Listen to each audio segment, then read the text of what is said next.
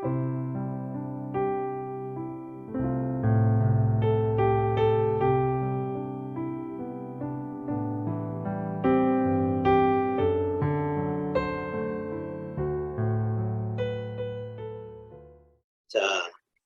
오늘 말씀 해 아래는 새 것이 없나니라는 말씀으로 말씀 전하겠습니다.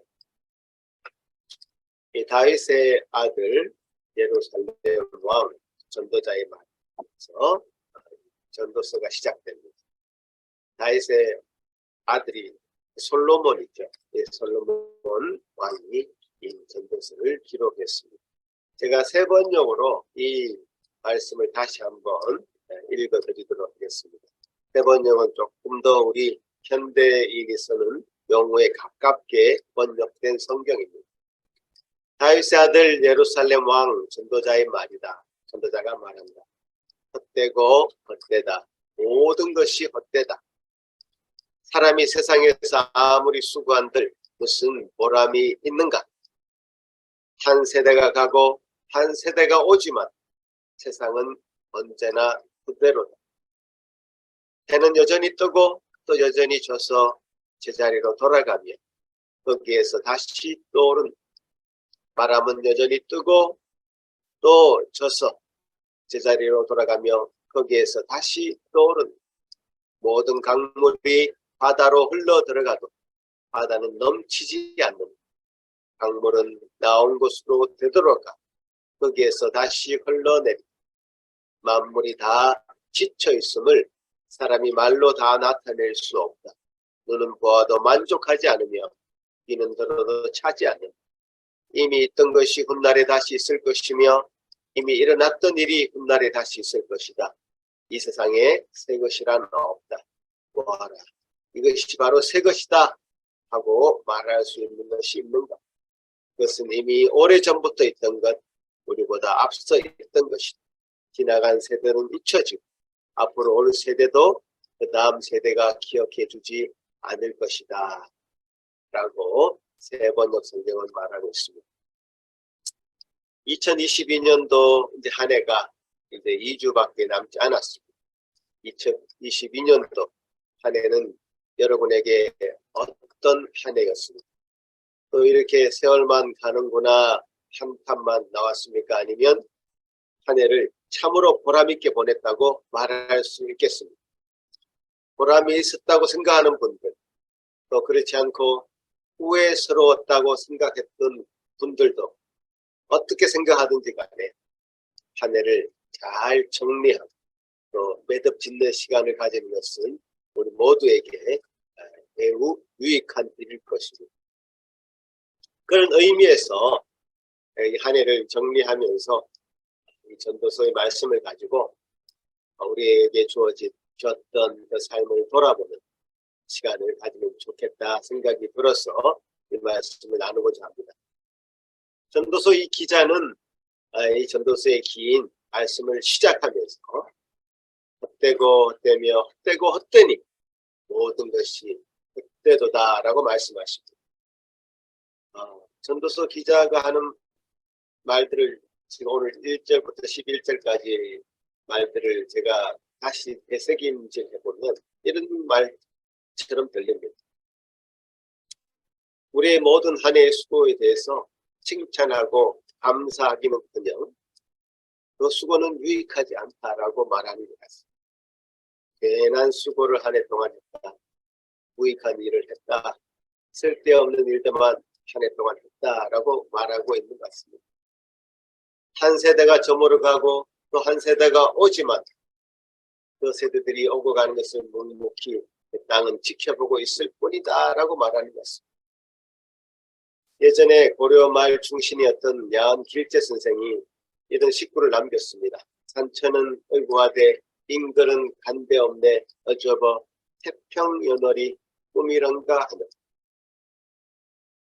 우리가 살아왔던 역사의 현장들을 살펴보면 수많은 영웅들이 오고 갔지만 그 파란만장한 삶은 이제 그저 역사로만 남아있고 그 땅은 여전히 그 자리를 지키고 있는 우리 현실을 보는 것 같습니다.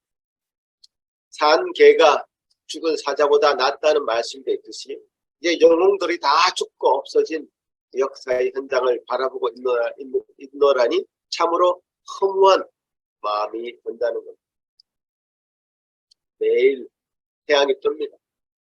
그래서 날이 밝습니다. 그런데 새로운 날을 기대하지 않는 사람에게는 이 태양이 다시 뜨는 것이 두렵습니다. 새 날이 오는 것을 두려워합니다. 내일 아침에 눈을 뜨지 않으면 좋겠다라고 생각하면서 잠자리에 드는 사람도 많이 있다는 뜻입니다.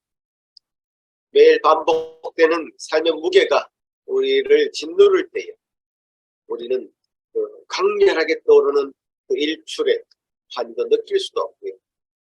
지는 석양의 아름다움에 감탄하는 것조차도 사치처럼 여길 때가 있는 것입니다. 바람 부는 언덕에 서서 머리카락을 휘날리면서 하나님을 소리 높여 찬양하기보다 바람이 부는 것을 보고는 이 바람이 도대체 어디서 왔어? 어디로 가는지 모르겠다라고 깊은 허무감에 빠지기도 하는 것이죠. 산 위에서 흘러내리는 그 물들이 모여서 강이 됩니다. 강들이 모여서 바다로 흘러 들어갑니다. 이런 과정은 자연이 우리에게 보여주는 놀라운 일들입니다. 그래서 우리는 감탄하죠.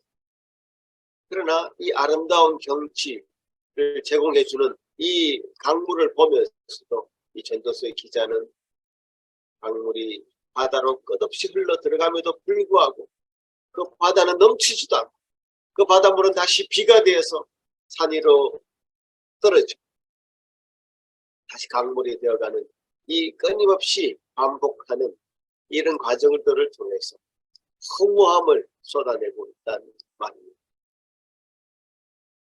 이 세상의 만물을 다 둘러보아도 무슨 족함이 없고 모든 것을 들어보아도 아름다운 소리는 그 귀를 다 채울 수 없다는 고백을 전도자가 하고 있다는 뜻입니다.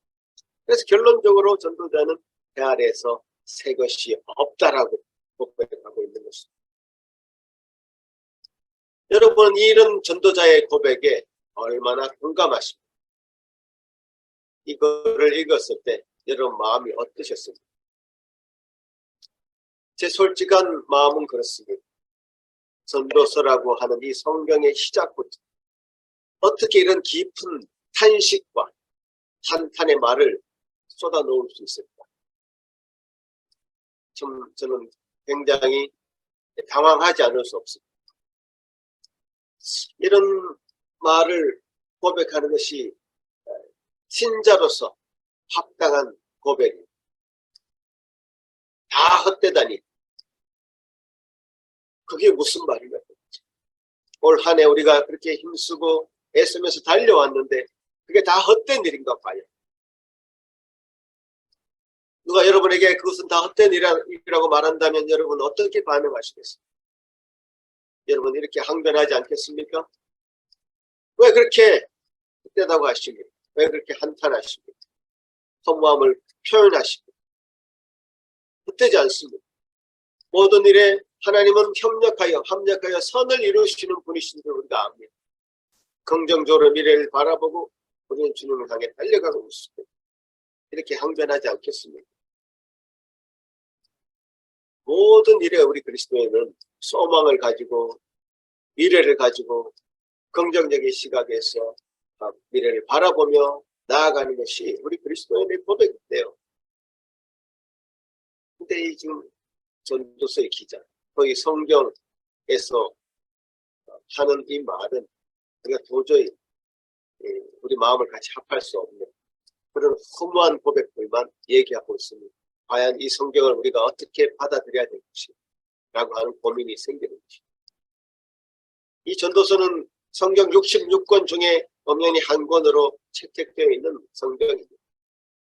성문서로 분류되어 있습니다. 그래서 여러분이 이제 이 성경을 읽을 때 어느 정도 이런 내용들을 어떻게 받아들일 것인지 성경에 따라서 구분해서 받아들일 수 있는 실력이 여러분에게 있어야 된다고 저는 생각합니다. 예를 들면 이런 것입니다. 복음서를 읽을 때, 서신서를 읽을 때 우리는 원수를 사랑해야 된다고 말씀하시죠. 방주에서 말씀하시죠. 맞습니다. 우리는 그 원수를 사랑해야 됩니다. 마땅히 그렇게 해야 되죠. 믿는 자가 가져야 될 신앙의 자세고 목표이기도 합니다. 그런데 시편에서는 그 원수를 사랑하게 하옵소서 하는 말보다요, 그 원수를 직멸해 주십시오, 원수를 기디겨 주십시오 라고 부르짖는 장면들이 많이 나옵니다. 그런 장면들 굉장히 많습니다. 시편의 분류를 보면 탄식시라고 하는 분류를 한 시의 시편이 많은데요, 그 중에 제가 일부만 한번 보여드리겠습니다. 탄식시 중에 시편 10절, 시편 15절을 보면 악인의 팔을 꺾으소서. 시편 74편 11절을 보면 주의 품에서 손을 빼내시어 그들을 멸하소서. 79편 12절을 보면요, 주여 우리 이웃이 주를 비방한 그 비방을 그들의 품에 7배나 갚으소서. 이 원수들에 대한, 악인들에 대한 감정을 유감없이, 기탄 없이 쏟아내고 있는 것을 보게 됩니다. 똑같은 하나님의 말씀이지만요, 이 복음서나 이 서신서가 정답을 말하고 있는 것이라면 시편이나 잠언, 전도서, 이게 성문서라고 분류되어 있는 이런 성경을 여러분 읽으실 때에는 다르게 읽어야 돼요. 이 시편, 잠언, 전도서 이런 성경에서는 우리 인간의 감정을 있는 그대로 분출시킵니다. 예를 들면 시편 73편이 이런 내용이 나옵니다. 악인의 형통함을 보고 오만한 자를 질투하여 그 감정을 감추지 않습니다. 시편 73편을 쓴 기자는 악인이 땅 가운데 떵떵거리면서 잘 사는, 정말 죄를 지으면서 악한 짓을 하는데도 불구하고 잘 사는 모습을 보는 것이 너무 힘들었습니다. 얼마나 속상합니까? 여러분들 그런 일을 당하지 않습니까? 보고 있지 않습니까? 정말 그런 일을 당할 때는 그 분노를 감출 수가 없습니다. 어저께 제가 뉴스를 보니까 몽골에서 어마어마한 데모를 하고 있습니다. 그런 일이 몽골 지역에는 잘 없었는데요. 몽골은 그 산업이라는 것이 석탄을 캐내어서 외국에 수출하는, 그것이 산업의 거의 많은 퍼센트를 차지합니다.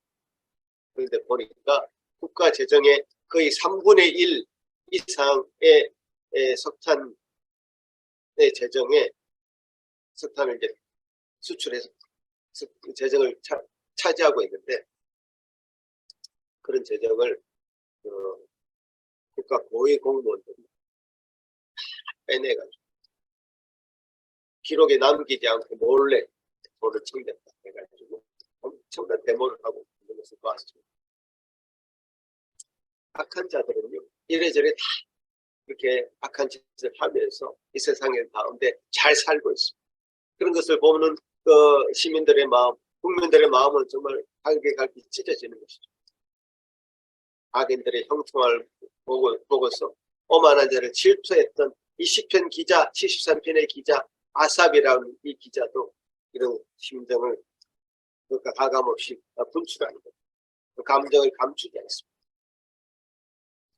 이게 시편이라는 이 성경의 특성상 그렇게 되는, 이 전도서도 마찬가지.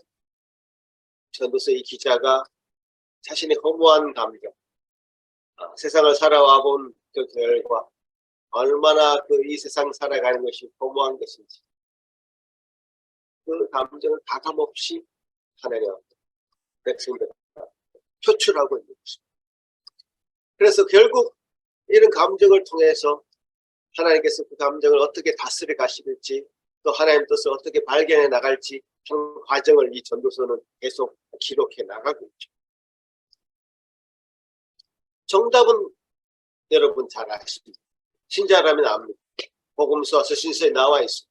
원수를 사랑해야 됩니다. 항상 기뻐해야 됩니다. 범사에 감사해야 됩니다. 알고 있죠. 그럼에도 불구하고 여러분 살다가 울고 싶어질 때가 있지 않습니까? 갑자기 가슴이 답답하고 허무한 마음이 찾아올 때 여러분 어떻게 하십니까?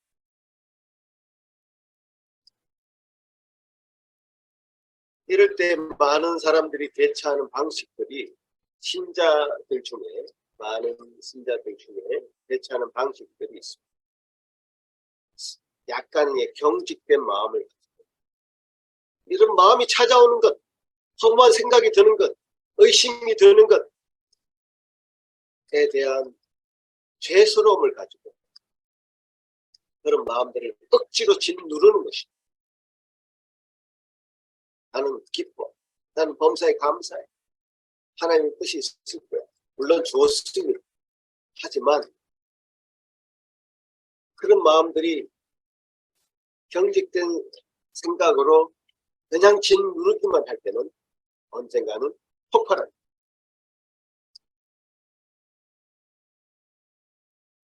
감정을 억누를 것을 여러분 스스로에게 강요해서는 안 됩니다. 왜냐하면 그것은 시한폭탄처럼 언제든지 터져 나올 것이기 때문에 나는 괜찮아. 나는 사랑할 수 있어. 나는 용서할 수 있어. 내게 해를 끼친 그 원수 내가 용서할 수 있을 걸까? 실은 쉽지 않은 과정이었죠. 제가 영화 밀양이라는 영화를 통해서 그런 것을 확인했습니다. 밀양이라는 그 영화는 벌레 이야기라고 하는 그 소설이 원작이죠. 주인공의 아들이 유괴배모에 의해서 살해를 당합니다.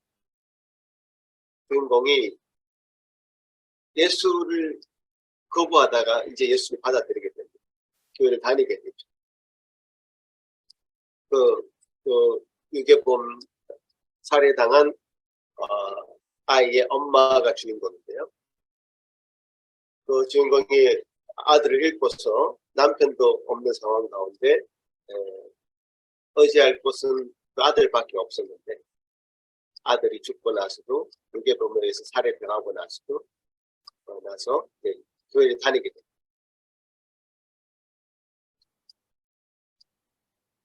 그래서 이제 교회 다니고 나서 사람이 갑자기 바뀌었어요. 예배드리고 찬송하고 이제 자신이 거듭났다고 고백하고 그러죠. 그래서 그 유괴범을 용서해 주기 위해서 교도소로 찾아갑니다.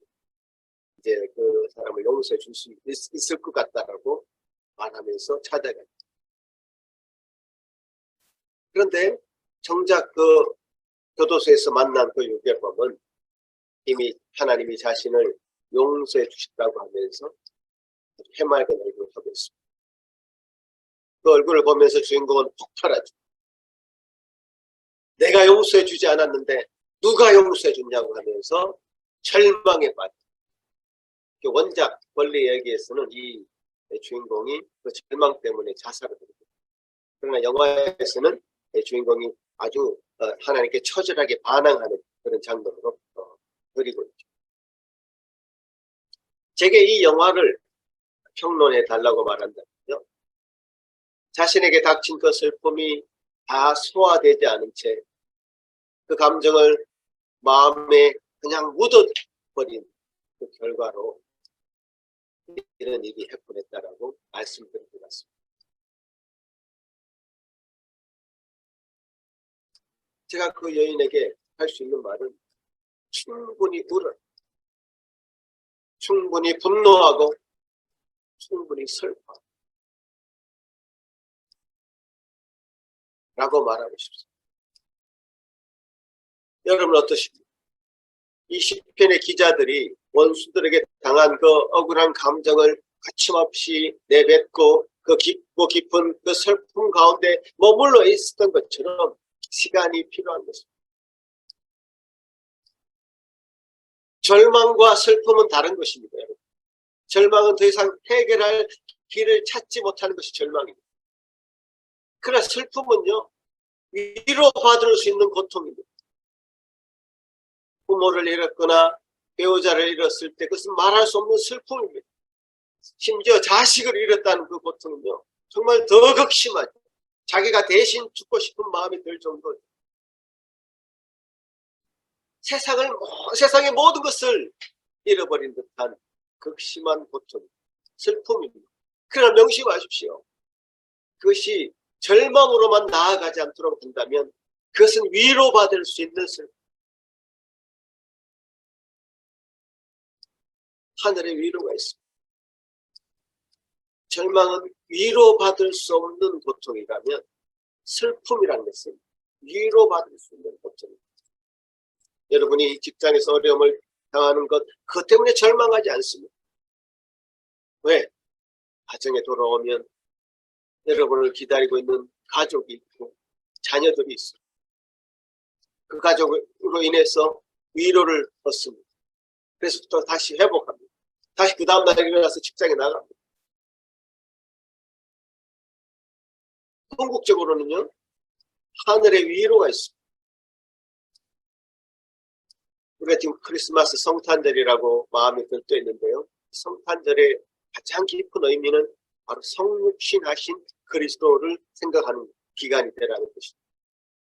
성탄절은 우리가 그냥 마음에 들떠서 감정적으로 들떠 있는 그런 날들이 아니고 하늘의 하나님, 하나님이신 그분이 인간의 모습으로 오셨다는 그런 성육신의 메시지가 있습니다. 하나님께서 인간이 되신 것, 그것은 굉장히 치욕적이고 굴욕적이고 그 비참한 일입니다. 사실.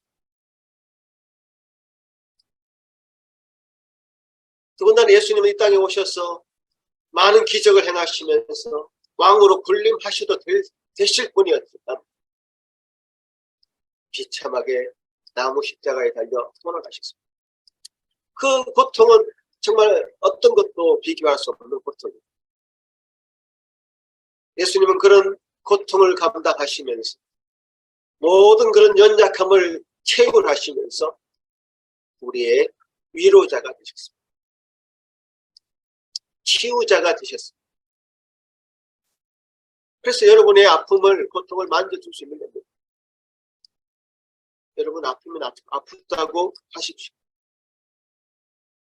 슬프면 슬프다고 말하십시오. 그것이 험이 되는 것이 아닙니다. 우리 살아가다 보면 인생의 허무함을 느낄 때가 있습니다. 인생의 고난이 찾아오거나 또 나이가 들면 자연스럽게 그런 감정에 사로잡힐 때가 있습니다. 제가 아마 그런 나이 때 좀 된 것 같습니다.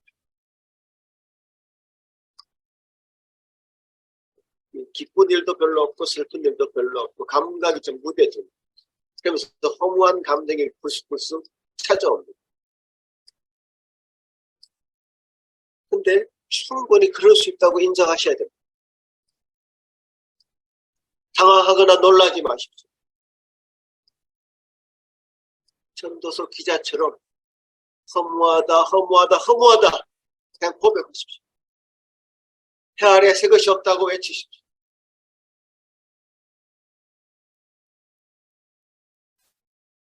이 전도서의 결론을 오늘 이 본문에서는 얘기하지 않지만요. 이런 과정들을 통해서 제가 결론을 말씀드리자면 이 고통의 시간이 흐른 후에 우리는 하나님 앞에 정금 같은 존재로 서게 될 것이고 우리의 신앙이 연단을 받아서 더 굳건한 신앙의 단계로 나아가게 되는 것입니다. 여러분, 고통하는 그 시간, 슬퍼하는 시간 충분히 가지셔도 됩니다. 하지만 하나님께 그 고통의 마음을 가지고 아픔을 가지고 하나님께로 그 마음을 향하고 있어야 된다는 것을 꼭 기억하셔야 됩니다. 그럴 때에 우리의 고통, 우리의 슬픔, 그리고 우리의 어떤 허전한 마음, 의심, 허무한 마음 그런 것은 예수님이 우리를 치유하신 것처럼 예수님의 그 놀라운 은혜로 우리를 회복시키신 것처럼 여러분을 상처 입은 치유자로 만들어 가실 것입니다. 그런 말씀으로 이 전도서 말씀을 꼭 기억해 주시기 바랍니다.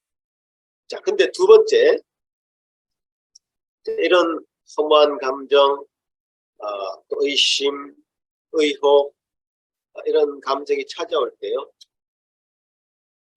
그런 감정이 우리의 마음을 온전히 헤집어 놓도록 마음을 열어주는 분들이 좀 있습니다. 사실 2주 전에 한 사건이 있었습니다. 제 아내가 어떤 이야기를 들었습니다. 정말 젊은 사람인데 위암 3기의 진단을 받았다는 그 이야기를 아내가 듣고, 또 여러 다른 가정들이 재정적으로 힘들고 어렵다는 이야기를 듣고, 주변에 많은 사람들이 힘든 이야기를 들을 때 되게 감정이입이 될 수 있죠. 그러면서 허무한 그런 마음이 든다고 하면서 그 마음에 자신을 내어주어서 굉장히 침울해하고 있는 장면들을 제가 목격했습니다. 그럴 수 있죠. 그런데 그 상태에 벗어나지 않으려고 하는 그 시점에서 제가 이런 말씀을 했습니다. 우리에게 주는 시험, 하나님께 주신 시험은 불같은 시험만이 시험이 아니라 시험, 의심, 불안한 마음, 허무한 감정, 이런 것도 사탄이 우리를 넘어뜨리려고 하는 그런 도구로 사용한다라고 말씀드렸습니다. 그랬더니 아내가 그 마음을 잘 정리하는 것을 제가 경험했습니다. 여러분, 역사적으로 보면요, 기독교를 무너뜨리기 위해서 사탄은 신자들을 굉장히 극심한 박해의 방식으로 방식을 사용했습니다.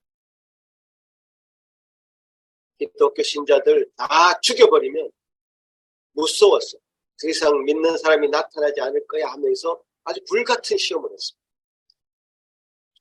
기독교 신자라고 고백한다면 이제 불에 태워 죽이기도 하고요, 사자밥으로 던져 주기도 하고요, 톱으로 켜서 죽이기도 하고요, 십자가에 달아서 죽이기도 했어요. 근데요, 아이러니하게도 그렇게 죽이면 죽일수록 기독교 신자가 사라지는 것이 아니라 더 많아졌습니다. 사라지지 않았습니다. 지금 초대교회 이 말씀을 전했던 사도들, 12사도들 다 순교해서 죽었습니다. 많은 사람들이 순교의 제물로 바쳐졌습니다. 그랬지만 그것이 거의 한 300년 가량 지속되었지만 AD 313년경까지 300년 동안 지속되었지만, 그때 당시에 기독교 신자는요, 로마를 기준으로 해서 보면 기독교 신자가 80%가 넘어요.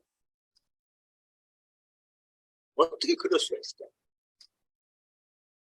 313년에 그 로마의 황제가 기독교를 공인할 수밖에 없었던 것은 다른 것이 아니었습니다. 믿는 사람이 너무 많아서, 기독교 신자가 너무 많아서 이제 기독교를 믿는 것이 불법이 아니고 합법적이라고 공인할 수밖에 없었습니다. 그렇게 죽이고 또 죽이고 또 죽였는데 기독교 신자가 사라진 것이 아니라 오히려 더 늘어났다. 참 아이러니하죠. 그래서 이런 말이 있습니다. 교회는 순교자의 피를 먹고 자란다는 말까지 나왔습니다. 그 순교자들의 피가 양분이 되어서 교회를 더 튼튼하게 만드는 것입니다. 그 성도들은 이게 외부에서 핍박이 오면요, 그래, 한번 싸워보자 하는 그런 마음들이 더 생기는 것입니다. 그래서 이겨내려고 하죠. 한 국가도 그런 것 같습니다. 외부에서 적이 침입해 오면요, 한 국가는 똘똘 뭉칩니다. 더 강하게 뭉칩니다. 이겨내려고 합니다. 그런데 외부적인 핍박이 아니라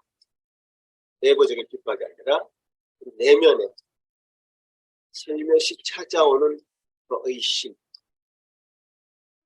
불안함, 허무함, 이런 것을 핍박의 어떤 시험의 한 종류로 여기지 않는 것, 그것이 문제예요. 너무 쉽게 생각하는 것이. 뭔가 센 것이 찾아오면 단단히 준비해서 대비를 하는데요, 슬며시 슬그머니 자기 내면에, 마음에 찾아오는 것들을 쉽게 생각하고 그 허무한 감정에 우리 마음을, 문을 활짝 열어주고 합니다. 이런 것도 동일하게 우리 마음을 넘어뜨리는 적입니다. 시험. 오히려 외국의 침입에 대항해서 싸웠던 나라들은 그래도 똘똘 뭉쳤는데요, 내부의 분란, 자중질환이라고 하죠. 내부의 분란이 일어나서 내부의 분열이 생겼던 그런 곳은 아직 회복하지 못하고 있습니다. 나라의 역사들을 보면 그렇습니다. 우리 개인의 신앙생활에도 마찬가지입니다. 슬며시 우리 마음에 찾아와서 찾아오는 어떤 그것 때문에 침울해지고 우울해지고 허무해지는 그 감정에 그냥 내맡겨졌어요. 그것은 참으로 그것을 시험으로 여기고, 그래서 어떻게 이겨나가야 될지 생각하는 그 방향에 서 있어야 돼요. 그렇지 않고 그것에 온전히 빠져서 절망의 단계로 나아간다면 예수님과 경계해야 될 것입니다. 이 전도서의 말씀 읽을 때마다 너무 꿀송이처럼 달다. 이 말씀이 이렇게 꿀송이처럼 달다는 느낌을 최근에 많이 받습니다. 왜냐하면 이 전도자의 기록이 너무 제 마음을 그대로 잘 드러내는 것 같은 느낌을 받기 때문입니다. 제가 말씀드렸듯이 나이 한 살 한 살 먹어가면서 기쁜 일에도 슬픈 일에도 감정이 좀 없고 행한 기분이 들고 어떤 열정을 향해서 달려갈 수 있는 그런 에너지가 부족하고 많이 떨어지는 것 같은 느낌이 드는데요, 그럴 때 우리 마음을 어떻게 관리해야 될지를 이 말씀을 통해서 보게 되기 때문에, 여러분 어떠십니까? 여러분의 마음이 어떤 상태이십니까? 외부에 어떤 극심한 고난이 찾아왔습니까? 그래서 그것으로 힘들어 하십니까? 아니면 여러분 내면의 마음 가운데 허무한 감정, 시험, 또 의심, 불안함, 그런 것을 위해서 고민하고 계십니다. 이 전도서를 더 읽으십시오. 전도서 기자의 그 허무한 마음에 공감을 하십시오.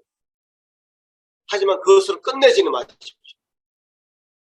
전도서 기자는요, 이런 허무한 현상들을 관찰하고 나서 큰 깨달음을 얻게 됩니다.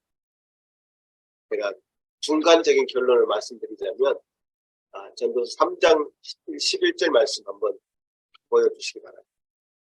3장 11절 13절 말씀 제가 읽어드리겠습니다. 하나님이 모든 것을 지으시되 때를 따라 아름답게 하셨고 또 사람들에게 영원을 사모하는 마음을 주셨느니라. 그러나 하나님이 하시는 일의 시종을 사람으로 청량할 수 없게 하셨고 사람들이 사는 동안에 기뻐하며 선을 행하는 것보다 더 나은 것이 없는 줄을 내가 알아. 사람마다 먹고 마시는 것과 수고함으로 낙을 누리는 것이 하나님의 선물인 줄도 또한 알았다.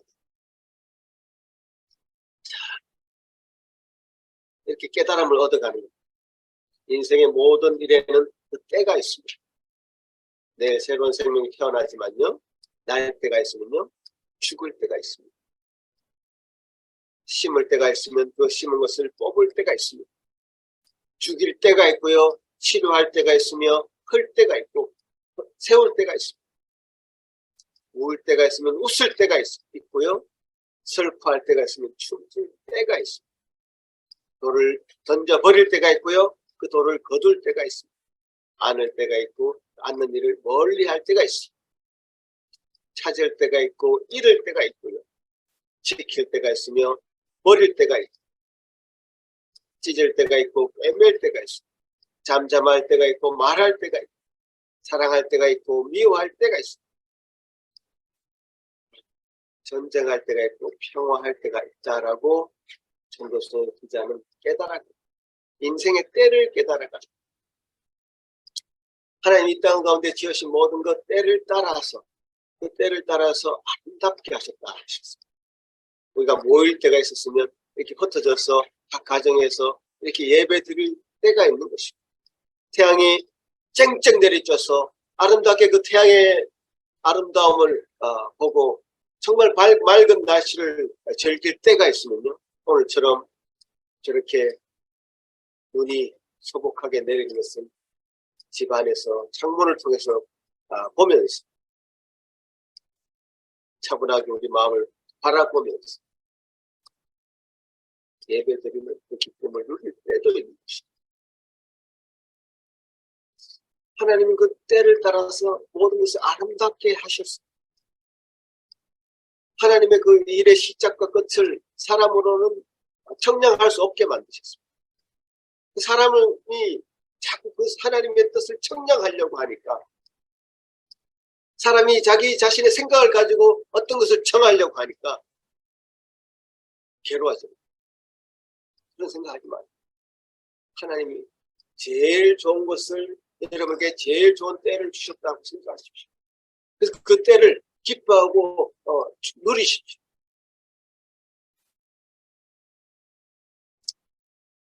전도서 기자가 이렇게 얘기하지 않습니다. 사람들이 사는 동안에 기뻐하고 선을 행하는 것보다 더 나은 것이 없는 생각이 납니다. 사람마다 먹고 마시는 것과 수고함으로 낙을 누리는 것이 하나님의 선물이라고 하는 것을 알았다는 겁니다. 매일매일의 삶을 즐기십시오. 우려야 될 일이 있으면 우셔야 될 때라고 생각하고 오십시오. 기뻐할 일이 있으면 참으로 기쁨을 주신 하나님께 감사하며 즐기십시오. 주님이 주신 모든 것들 선한 것이라 생각하고 기뻐 감사하며 행하십시오.